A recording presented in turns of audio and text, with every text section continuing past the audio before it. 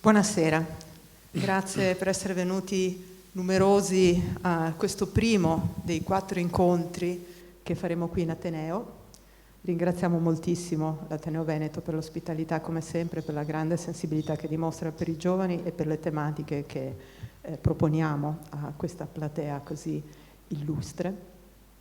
Ringraziamo l'Archivio Vittorio Roccini per il sostegno e ringraziamo i nostri ospiti di oggi, professor Calabretto, docente di musicologia dell'Università di Udine e direttore della Fondazione Ugo e Olga Levi, e ringraziamo le 2 giovani studentesse, ma già artiste compiute, Emma Brumat e Yun Zhang, che ci allieteranno con alcuni esempi musicali tratti dalle opere di Schumann. Un paio di parole soltanto sugli incontri che faremo per tutto il mese di ottobre, ogni martedì, da qui la prossima settimana, il 17, quindi il 24 e il 31. I primi 2 incontri sono dedicati alla musica e alla filosofia e abbiamo scelto questo tema, la musica e il fantastico, inaugurando con Schumann che grazie alle sue letture, in particolare hoffmanniane, ha riflettuto sul tema del fantastico e ci ha donato dei grandi capolavori come il professore poi ci illustrerà.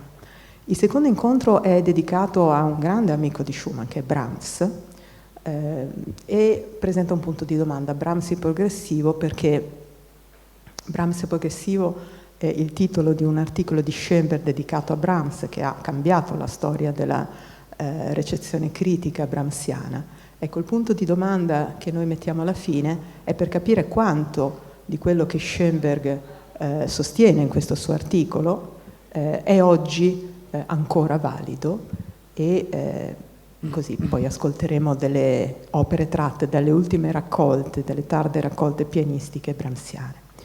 Gli altri 2 incontri invece sono dedicati al tema delle neuroscienze e le arti. Avremo un ospite straordinaria che è la professoressa Cappelletto, docente di neuroestetica alla Università Statale di Milano, e ci introdurrà ai temi appunto delle neuroscienze applicate alle arti. L'ultimo incontro è invece con 2 docenti, uno di UAV e uno di Torino, sempre in campo estetico, e quindi rifletteranno sul rapporto tra la musica e il sogno. 4 voci diverse, 4 voci straordinariamente competenti e avvincenti. Io non rubo altro tempo e lascio direttamente la parola al nostro relatore, che ringrazio ancora.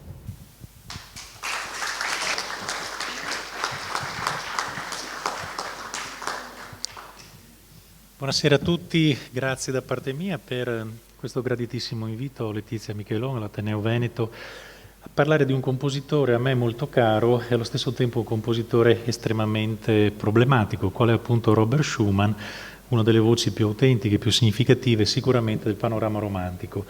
All'interno, allo stesso tempo, di una categoria, il fantastico, che è una categoria interessantissima, è una categoria attorno alla quale si può racchiudere effettivamente gran parte degli empiti schumanniani, a mio avviso.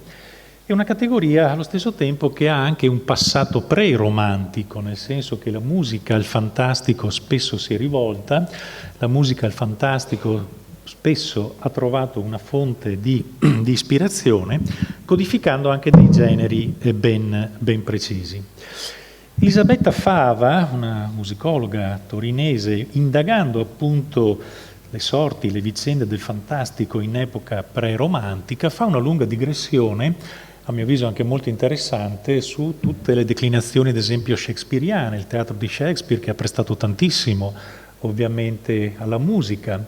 Parla poi della cosiddetta Elfenmusik, che in terra tedesca appunto era molto attecchita. Poi si sofferma su Felix Mendelssohn, un compositore che tra l'altro a Schumann molto caro, un compositore a cui Schumann ha dedicato anche delle bellissime recensioni, perché Schumann è un musicista, come vedremo subito adesso, che anche scrive molto, non solo si alimenta di letteratura, ma anche scrive, quindi è uno dei suoi beniamini. E appunto attorno a Mendelssohn, in questo articolo, Elisabetta Fava vede effettivamente un codificarsi di certi stilemi che possano essere assimilati al fantastico, che a me tornano molto utili per il discorso che vorrei appunto articolare.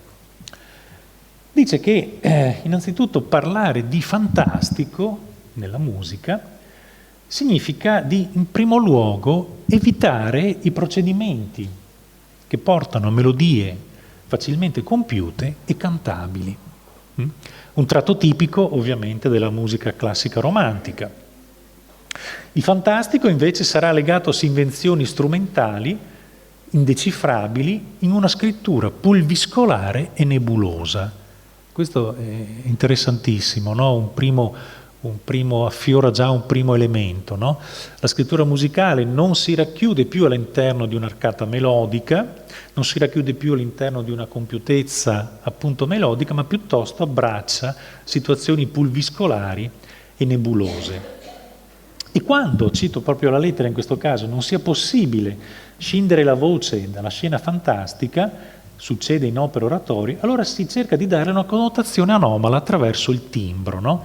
E qui fa il riferimento ai 3 genietti della Zauberflöte mozartiana, quando vengono appunto calati dall'alto, una scena tipicamente appunto fantastica, o le voci arricchite e stridule delle streghe appunto del Macbeth verdiano. Comunque isoliamo appunto un primo luogo.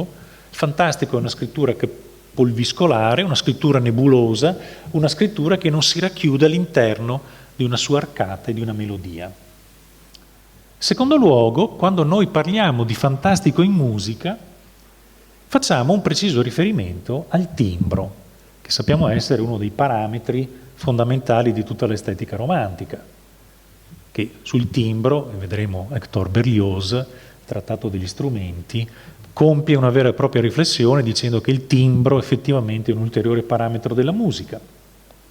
Ecco allora che in questa indagine sul timbro, in questo caso fa riferimento all'ottetto di Mendelssohn, allo scherzo, che effettivamente può essere inteso come proprio un manifesto di poetica fantastica, troviamo sonorità acute e sovracute, sbalzi che portano immediatamente al pianissimo, al staccato, al pizzicato, trilli, rapidi tremoli per annebbiare la sonorità complessiva.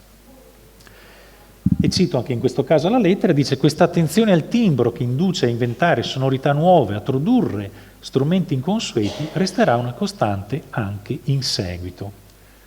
Tchaikovsky, lo schiaccianoci, la danza della fata confetto, l'utilizzo della celesta, no? E così via.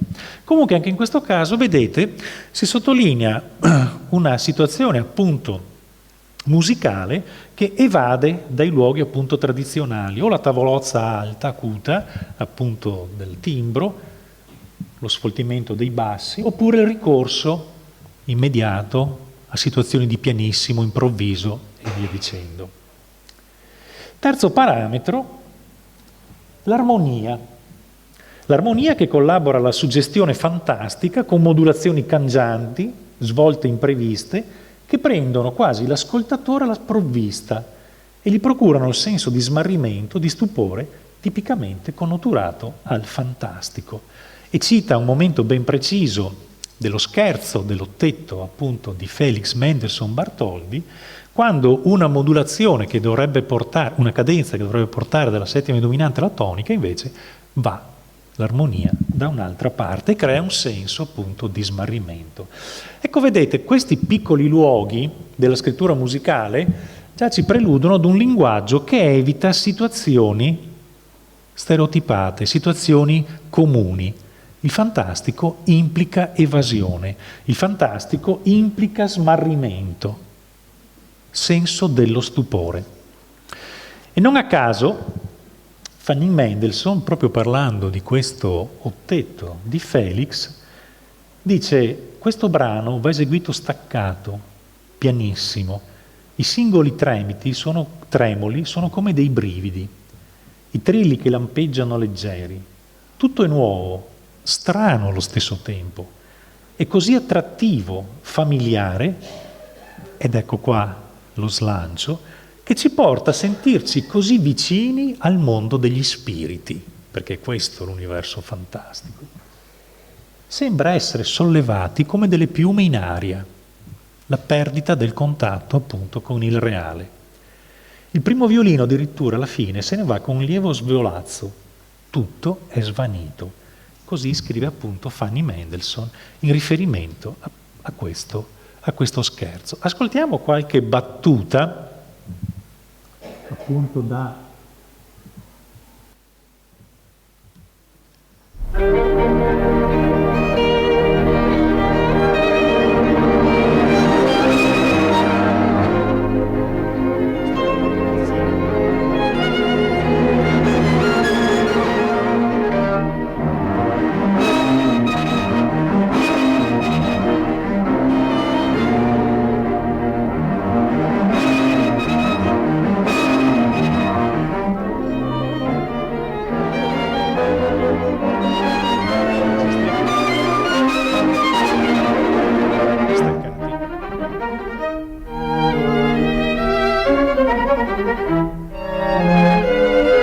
e via dicendo.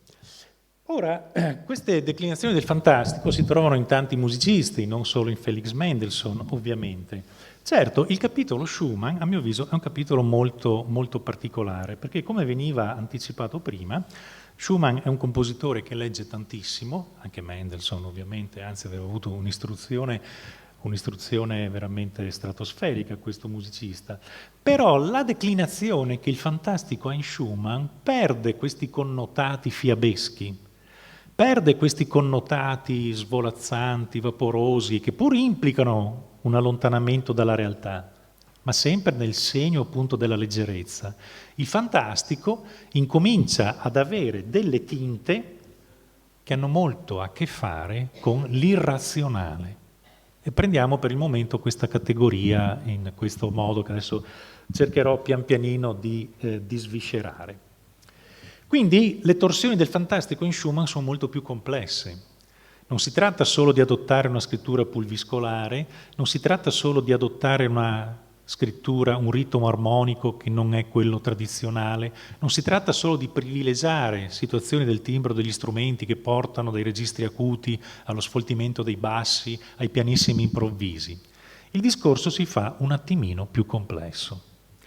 Affronterò la questione partendo dalla formazione di Robert Schumann.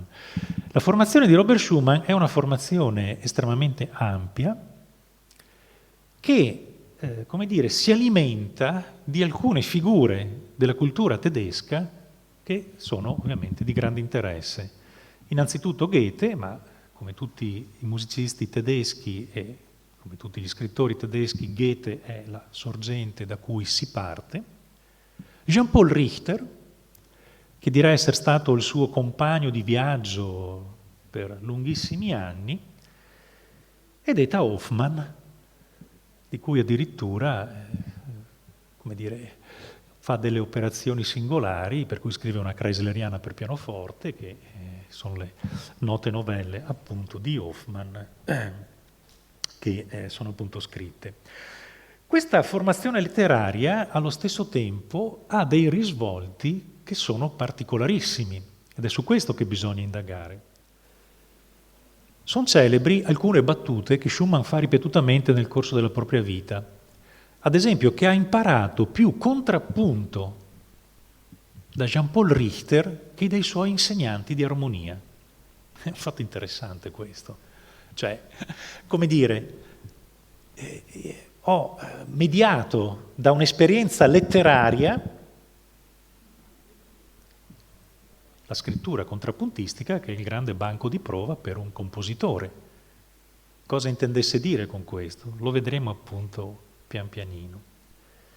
E Jean-Paul Richter continua a essere un suo preciso modello che da un lato gli presta suggestioni, Wald e Wult, i protagonisti dei flegeliare schumanniani che diventano un po' in lui Eusebio e Florestano e via dicendo. Ma dall'altro diventa appunto anche, come dire, una fonte che gli serve per acquisire conoscenze musicali, con un fatto abbastanza strano su cui dobbiamo appunto riflettere. Quindi è un compositore che legge tanto, si imbeve appunto di queste letture, poi cercheremo anche di vedere appunto degli snodi molto particolari. È un compositore anche che scrive a sua volta. E nell'arco della propria esistenza Schumann ha fatto il mestiere del critico musicale, oltre ad aver scritto tanto nei diari, che sono molto belli e via dicendo, però esercita il mestiere del critico musicale addirittura creando una rivista, la Neue Zeitschrift für Musik, in cui si lancia febbrilmente nella recensione di opere, di partiture, di concerti e via dicendo, nell'intento di sconfiggere i filistei del suo tempo, no? Vedete, è tutta un'immaginazione fantastica con la lega dei seguaci di Davide e via dicendo, e sperimenta un modello di critica musicale interessantissimo che è la cosiddetta critica poetica, nella convinzione che di musica si possa parlare solo adottando gli strumenti della poesia. Perché? Perché musica e poesia, a suo avviso, sono strettamente unite, strettamente congiunte da un quid, appunto, poetico, per cui se la parola deve nominare la musica, se la parola deve descrivere la musica, non lo può fare in altro modo che servendosi degli strumenti, appunto, della poesia. Un fatto che stupisce molto perché leggendo, appunto, le cronache schumanniane, le recensioni schumanniane, vediamo come questo compositore si serva di aforismi, utilizzando le sue amate figure, Florestano, Eusebio, Maestro Raro, a partire dalla bellissima recensione dell'Opera 2 di Friedrich Chopin, dove immagina un dialogo di Florestano ed Eusebio, che sfogliano appunto questa partitura, utilizzando molte volte l'aforisma vero e proprio, ad esempio quando parla di Clara, no? La definisce come colei che ha sollevato il velo di Iside, per dire le capacità stratosferiche che Clara vede in sede di interpretazione. O se no, ricorrendo ad aneddoti, a racconti, con un lessico il più possibile abbordabile.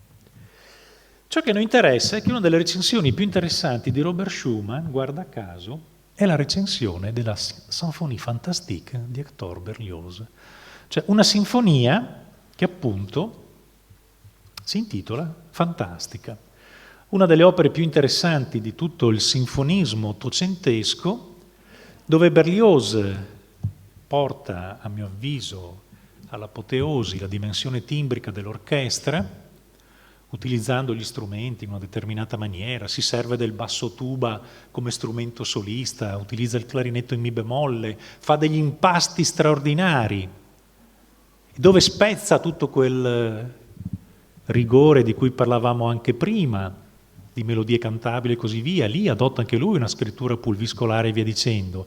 È una sinfonia letteralmente imbevuta di situazioni fantastiche, che si basa a sua volta su un programma di un giovane che è caduto appunto in una sorta di sogno, di passione verso una donna che lui ama, e di lì immagina appunto il suo racconto. Nel recensire questa sinfonia, Schumann scrive delle cose interessantissime. A un certo punto dice: sembra che la musica voglia di nuovo ritornare alle sue origini, quando ancora non l'opprimeva la legge del rigore della battuta. Il rigore della battuta, quindi questo periodare estremamente libero, lontano dalle costrizioni appunto del ritmo, del metro, e sollevarsi fieramente indipendente al discorso libero di ogni costrizione, ha una significativa interpunzione poetica, come accade, ed eccolo qua ancora una volta, nella prosa di Jean Paul. Ancora una volta il suo riferimento è questo, la prosa di Jean Paul Richter. E attraverso una mancanza di forma tutta esteriore, si deve dappertutto riconoscere coerenza spirituale. Si potrebbe pensare quel giudizio sopra Jean Paul che qualcuno definì un cattivo logico, ma un grande filosofo. Ancora una volta, insomma, questo modello letterario continua ad agire sulla sua scrittura quando si confronta appunto con il sinfonismo di Hector Berlioz. E giungo alla fine, dice in riferimento appunto a quest'opera, in una parola il tedesco, delicato di spirito, indifferente a qualsivoglia personalità, non volle essere guidato nei suoi pensieri. Già si offese della pastorale di Beethoven, perché Beethoven non si fidò di lasciargli indovinare il carattere. L'uomo ha una sua particolare ritrosia davanti al luogo del lavoro del genio. Non vuol scoprire le cause, i mezzi segreti del creare, allo stesso tempo che la natura manifesta una delicatezza quando ricopre con la terra le sue radici. Si rinchiuda così l'artista col suo dolore creativo. Vorremmo sapere cose spaventose se potessimo vedere fino in fondo la genesi appunto di un'opera.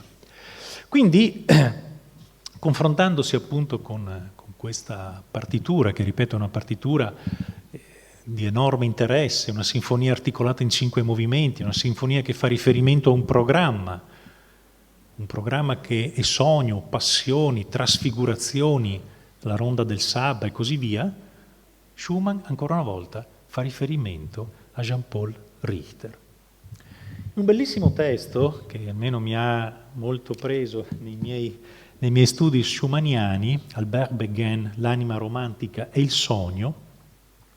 Questo critico francese, parlando appunto di Jean-Paul Richter, mette proprio in risalto come il fantastico sia la grande chiave che agisce proprio alla base di tutta l'ispirazione di Jean-Paul.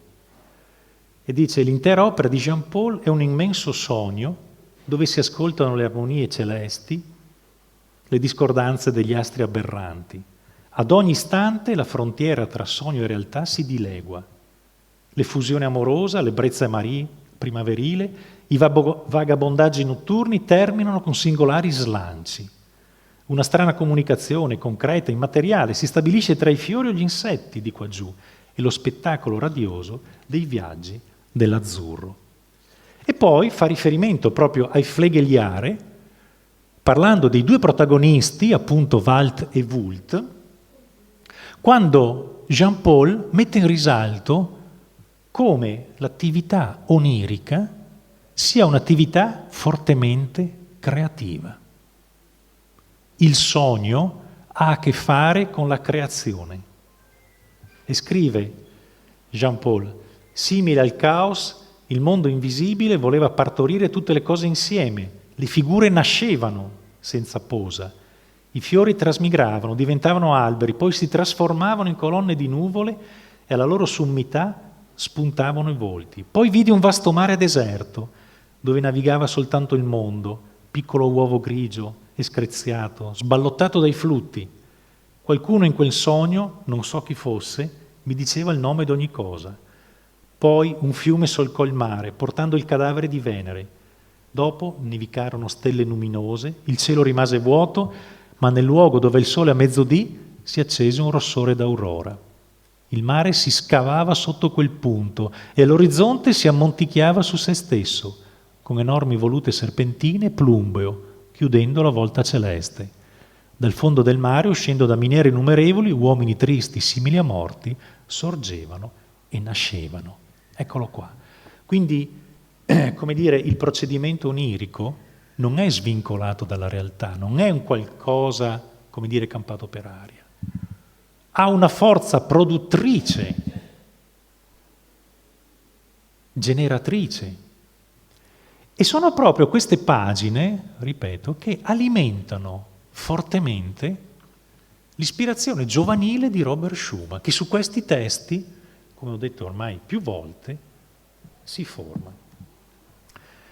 Un esegeta schumanniano, Jacobs, in un suo articolo apparso ancora diversi decenni fa su Music and Letters, ha messo in risalto quelle che sono state le affinità fra la poetica generale di Robert Schumann e l'universo appunto giampauliano.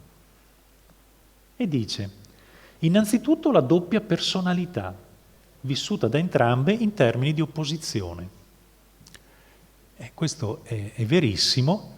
Come dicevo, Walt e Wult sono i due protagonisti dei Flegeliari di Jean Paul. Nella scrittura di Schumann la contrapposizione Florestano, Eusebio, questi due aspetti della scissione del proprio io attraversano proprio la sua produzione pianistica. I tedeschi utilizzano una categoria, no, che si chiama Zerrissenheit, no? La lacerazione interiore. E Florestano e Eusebio diventano appunto queste due anime difficilmente conciliabili. Le troviamo nelle danze di seguaci di Davide, le troviamo in Carnaval, e proprio stanno ad esprimere, no, questa visione appunto lacerata dell'io. Jacobs continua e scrive: il generale clima onirico, che a volte sconfina nell'autointossicazione, il romanticismo vissuto come malattia, la musica come rivelatrice.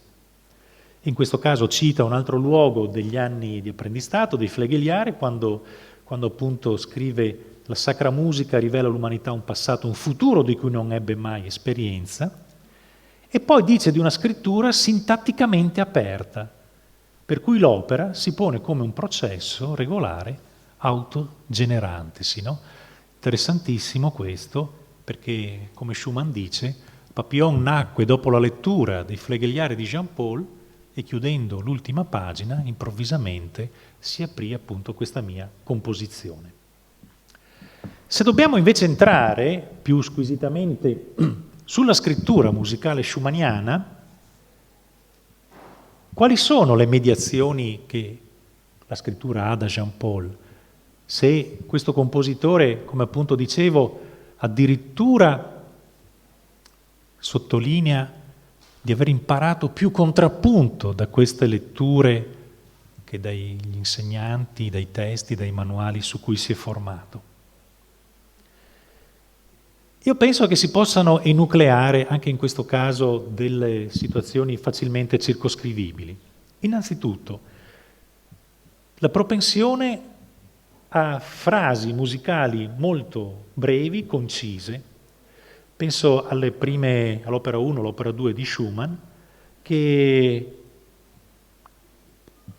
come dire, hanno una somiglianza molto forte con il periodare appunto di Jean-Paul Richter.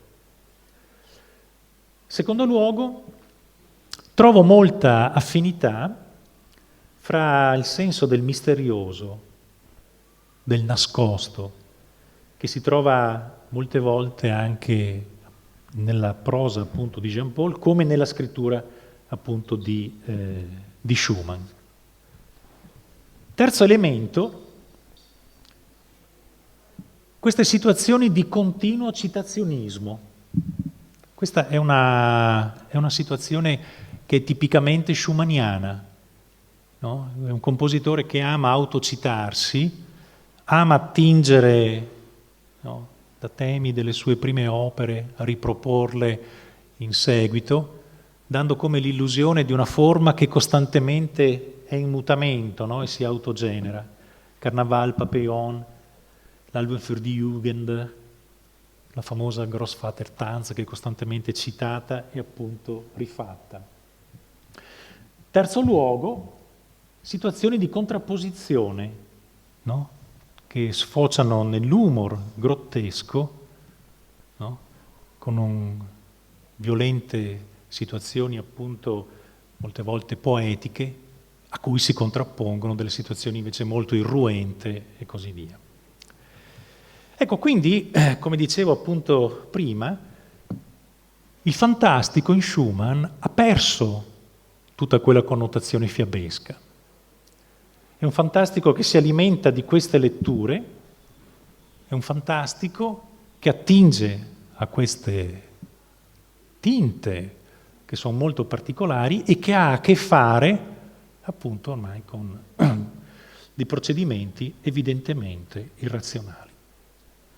Il secondo autore, come anticipavo, che sicuramente è stata una grande sorgente dell'ispirazione schumanniana, è Ernst Theodor Amadeus Hoffmann, compositore che appunto di cui Schumann si innamorò e che soprattutto in alcuni cicli pianistici degli anni 30 hanno delle evidenti filiazioni hoffmanniane. Penso appunto a Fantasy-Stücke, che ascolteremo fra poco, Nachtstücke e soprattutto Kreisleriana.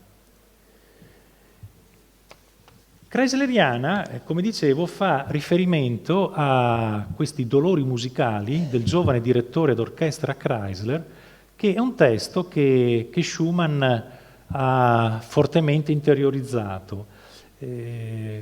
Kreisler è un musicista che vive appunto la musica come gesto totale, con una dedizione appunto totale. La musica è un evento totalizzante, ma vive nello scontro della realtà. Per cui nei salotti in cui si trova appunto a suonare, eseguendo molte volte anche le pagine bachiane, il grande appunto mito della cultura romantica tedesca, si trova relegato in una condizione, come dire, fortemente tormentata, perché la sua aspirazione alla musica è molto alta, è molto elevata, ma vive uno scontro molto forte con la realtà, perché la musica, nel salotto dove lui si trova appunto a suonare, è relegata a un semplice passatempo. La musica è la musica del tea time, della piacevole conversazione. E infatti, in questa novella, a un certo punto Kreisler esplode. Così avvenne che io mi trovai solo nella mia sala col mio Sebastian Bach, con Gottlieb che mi serviva come uno spirito familiare. Ma perché i musicisti devono essere tormentati come sono stato tormentato oggi io? Davvero, di nessuna arte si fa così maledettamente cattivo uso come della grande e sacra musica, e con tanta facilità vede profanata la sua tenue essenza. Avete vera disposizione verso l'arte e va bene, imparate la musica, ma producete qualcosa di degno e prodigate agli iniziati in larga copia il vostro ingegno. Ma se volete solo canticchiare, fatelo per conto vostro, fatelo fra voi, ma non tormentate il direttore d'orchestra Kreisler e gli altri. Più avanti dice: che profondo miracolo è la musica e quant'è negato all'uomo di perscrutare i suoi grandi misteri. Ma non abita essa nel cuore degli uomini e riempie il loro spirito di apparizioni sì deliziose che tutta la loro anima si volge ad essa, mentre una nuova vita più illuminata già qua giù li strappa all'oppressione soffocante delle cose terrene? Sì, una forza divina la penetra ed abbandonandosi con animo puro e ingenio a quanto viene in esso generato dello spirito, ha il dono di parlare la lingua di quello sconosciuto e romantico regno degli spiriti. E ignaro come il discepolo che aveva letto alta voce il libro degli incantesimi del suo maestro evoca dal proprio cuore le apparizioni più meravigliose, sicché esse passano attraverso la vita i raggianti schiere che danzano e ispirano nostalgia infinita e indicibile che sia concesso di vederle. Ecco, questo è lo scarto attorno a cui vive Kreisler. La musica, dirà Hoffmann in Kreisleriana, è la più romantica delle arti perché l'infinito è il suo oggetto. E quindi sembra quasi vincolare l'essenza del romanticismo a quest'arte. Il musicista è un missionario che dovrebbe appunto trasferire questo sentimento, trasferire questa predisposizione al pubblico, ma il pubblico invece relega la musica ad essere semplicemente un passatempo, un terribile passatempo che frustra tutte le ambizioni, tutte le aspirazioni appunto di Kreisler. Molto probabilmente Schumann si identificava anche in questa condizione. Nelle sue lotte contro il pubblico borghese, che lui chiamava appunto filistei, a cui voleva proporre la musica di Berlioz, di Mendelssohn, dei musicisti che lui amava, che invece erano schiavi dei tanti musicisti appunto salottieri. Schumann quindi si imbeve di queste atmosfere che gli derivano appunto dalla lettura di Hoffmann, parimenti a quella di Jean Paul, e approfondisce ancora una volta, sempre di più, questo carattere dualistico che agisce costantemente nella sua psiche. Il dualismo di Jean-Paul Richter lo porta appunto a vivere questa eterna dialettica degli opposti del suo io, Florestano, Eusebio, difficilmente ricomponibili. Il dualismo che eredita da Hoffmann lo porta a vivere una forte contrapposizione nei confronti della realtà. Una realtà che appunto lui sente fortemente ostile, una realtà che difficilmente può, come dire, entrare in sintonia, in affinità con la visione che lui ha appunto della musica. Quindi il fantastico in Schumann è una questione, come dicevo appunto sin ad esordio di questa mia introduzione, estremamente complessa. Ha a che fare con letture, ha a che fare con l'attività dello stesso Schumann che si confronta con repertori come la Sinfonia Fantastica, ha a che fare con la mediazione di modelli letterari che lo portano a concepire un linguaggio musicale estremamente complicato, che procede per contrapposizioni, che procede per un gioco di continue autocitazioni, che procede per, come dire, procedimenti che molte volte fanno riferimento all'oscuro, situazioni poco chiare. È un fantastico quindi profondamente mediato. I Fantasy-Stücke opera 12, e chiamo adesso la nostra interprete, sono stati composti nel 1837, quindi tra la Fantasia opera 17 e i Davidsbündler, e c'è un'evidente filiazione appunto da Eta Hoffmann ai pezzi fantastici alla maniera di Callot. E quindi l'originale e per certi versi anche grottesco mondo appunto di Eta Hoffmann a sollecitare la fantasia schumanniana. Questo gioco di contrapposizioni lo si ritrova sin dall'inizio. La composizione si apre con Des Abends, alla sera, un ritmo quieto, cullante, melodia dolce, a cui poi segue Aufschwung, lo slancio, no? Manifestazione del vibratile, indefinibile entusiasmo di Schumann, febbrile aspirazione verso qualcosa di indeterminato. E quindi ancora una volta questa scrittura procede appunto per questi scontri, per queste brusche contrapposizioni. Sentiamo adesso allora la prima esecuzione di pezzi fantastici.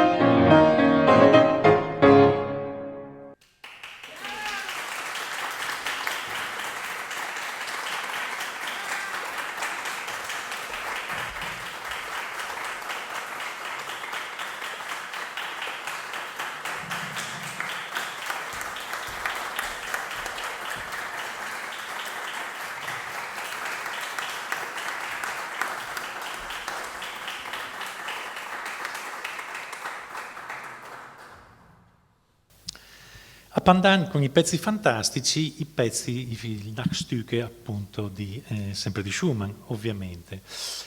E questo ci porta all'interno di uno dei grandi luoghi della musica, no? Il tema della notte con tutte le declinazioni che esso ha avuto nel corso della storia. Se dovessi compiere un piccolo percorso analogo a quello che ho fatto prima, come veniva declinato il fantastico tra 7 e i primi anni dell'Ottocento, e parimenti anche il tema della notte subisce delle torsioni evidentissime. Nel Settecento la notte, ovviamente in età preromantica, è metafora ovviamente dell'oltretomba, no? Pensiamo ancora prima al mito di Orfeo, no? Quella bellissima rappresentazione che ne dà appunto Gluck, la discesa agli inferi delle furie, dove si adottano tutti dei particolari atteggiamenti a livello di strumentazione e via dicendo, e poi la scena invece dei Campi Elisi, no? La contrapposizione, l'oboe solista e via dicendo. Quindi in questa contrapposizione fra il sole, le tenebre, molte volte la notte è un elemento di cornice, Don Giovanni di Mozart, che parte appunto da una scena notturna e si chiude, e tutto scaturisce all'interno appunto di queste 24 ore. Il romanticismo ovviamente ribalta tutto. La notte, il notturno, è, come dire, un elemento invece che viene esaltato, la notte ispiratrice. Non è il caso appunto di soffermarsi sui tanti luoghi che affiorano all'interno ovviamente della produzione schubertiana, o all'interno anche di tanta produzione operistica, i notturni di Chopin e via dicendo, il sogno di una notte di mezz'estate di Mendelssohn e così via. Ancora una volta in Schumann la notte è visione di incubi. E questo ancora una volta gli deriva appunto dalla lettura di Hoffmann. Non è una visione assolutamente rasserenante, è una visione appunto animata da incubi, animata appunto da simili atmosfere. E i suoi Nachtstücke si rifanno appunto all'opera narrativa di Eta Hoffmann. Il primo brano che si pone come una marcia funebre con un ritmo rigido, uniforme, la tonalità minore. Il secondo si alternano sequenze di accordi dal forte impatto e passaggi lirici. Il terzo con episodi sorprendenti che sono inseriti all'interno di un valzer. E il movimento finale come una canzone senza parole, concisa e semplice. Ancora una volta questa scrittura che procede appunto frammentariamente, ancora una volta queste contrapposizioni appunto di stilemi completamente distanti all'interno di una notte che non è più sicuramente rassicurante, ma piuttosto è evocatrice, come dicevo prima, appunto di incubi. Ascoltiamo allora adesso i Nachtstücke. Sì.